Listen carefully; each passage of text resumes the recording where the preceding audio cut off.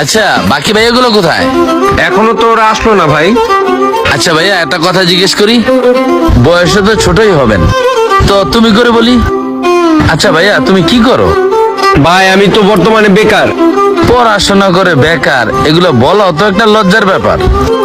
এই বয়সে কিছু একটা করা উচিত না? তা তো অবশ্যই ভাই, কিন্তু কাজ কাম তো পাই না। আচ্ছা ছোট ভাই, তোমাকে একটা কথা বলি, আমি যে বিজনেসটা করি এখানে অল্প পুঁজিতে অনেক টাকা লাভ করা যায়। আমি গত মাসেও প্রায় 32 লক্ষ টাকা লাভ করেছি। বেশি টাকা লাগে না, কিন্তু অল্প টাকা ইনভেস্ট করলে হয়। সম্ভব তোমার পক্ষে? তাই নাকি? কত টাকা লাগতে পারে আনুমানিক ভাইয়া? এই ধরো 1,03,000 টাকা। লাখ তিনেক? ভাই লাখ দুয়েক আমি চেষ্টা করলে পারবো, কিন্তু এর বেশি পারবো না তো ভাই।